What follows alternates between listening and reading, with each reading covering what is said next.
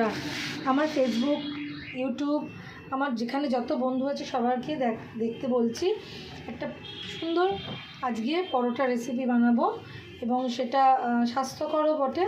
এবং এই শীতের সময় অনেক রকম সবজি পাওয়া যায়, তো খেতেও খুব ভালো লাগে। কি কি দিয়েছি তোমাদের আগে দেখিয়ে নিই।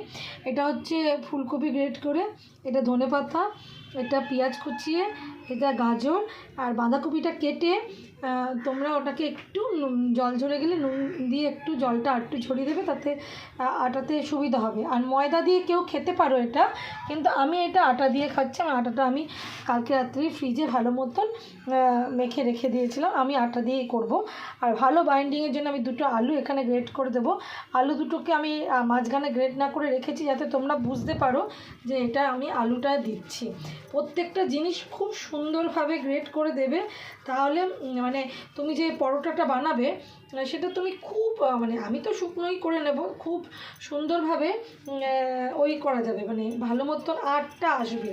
এই জন্য এই আলুটা সেদ্ধ করে দেবে। যদি কোনো বাড়ি কারো সুগার পেশেন্ট থাকে, সেদ্ধ করে জলটা ফেলে দিলে ডাক্তাররাও বলছে যে এর মধ্যে কোনো রকম অসুবিধা থাকে না, এরমভাবে খেতে পারে। এরমভাবে আমি আলুটাকে গ্রেট করে দিলাম। এবার আমি এর মধ্যে কিছু মশলা অ্যাড করব। মশলা অ্যাড করে একটা যে পরোটা হবে না, সত্যি বলছি, শীতকালে এদিক ওদিক তো সবাই যাবে ঘুরতে, এরকম পরোটাও যদি বানিয়ে নিয়ে যাও, কোনো অসুবিধা হলে জানো নুনটা দেবে পরিমাণ মতন।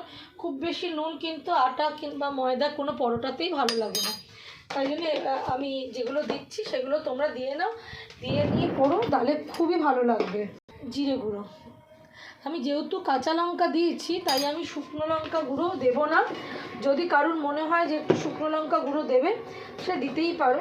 কাঁচা লঙ্কা দেওয়ার পরও দিতে পারো, কোনো অসুবিধা নেই, কিন্তু লাগে না, আমার মনে হয় না লাগে। এটা জিরে গুঁড়ো দিলাম, হ্যাঁ জিরে গুঁড়ো দিলাম, নুন দিলাম, কাঁচা লঙ্কা দেওয়া আছে, কেন আমি চাইছি এটা পুরোটাই বেশ একটু স্বাস্থ্যকর। শুকনো লঙ্কাটা সবসময় আমাদের জন্য হচ্ছে মেয়োনিজ না দিলে পরোটাটা জমবে না। একটু মেয়োনিজটা দিলাম যাতে একটু খেতে ভালো হয়। ঠিক আছে বন্ধুরা, এরপর আমি এই পুরোটাকেই হাতের সহযোগে মাখবো। কারো যদি মনে হয় গ্লাভস পরে বাড়িতে করতে পারো, বাট আমার বাড়ির লোক খাবে তো আমি এটা হাতের সাহায্যে পুরোটা ভালো করে মেখে নিচ্ছি। মেখে আমি একটা একটা করে সেঁকে সেঁকে, একদম কম তেলে, সাদা তেলে সেঁকে সেঁকে আমি পরোটাটা বানাবো। তোমরা দেখো পরোটা, রুটি, হাফ রুটি পরোটা এরমও বলতে পারো, সেই একদম তেলে ছ্যাঁকা বিশালভাবে ওরম পরোটা না, খুবই একটা কম তেলের মধ্যে করব, যাতে সবাই আমরা খেলে কারোরই অসুবিধা না হয়। কেন এখন তো একটুখানি খাওয়া দাওয়া সকলেরই, বয়স হোক কি অল্প বয়স হোক, সবারই একটা একটু উল্টোপাল্টা খেলেই শরীর স্বাস্থ্য নিয়ে সমস্যা হয়। তাই দেখো এই যে মাখাটা করলাম, এটা দিয়ে তোমরা মনে করলে এটা দিয়ে তোমরা এও করতে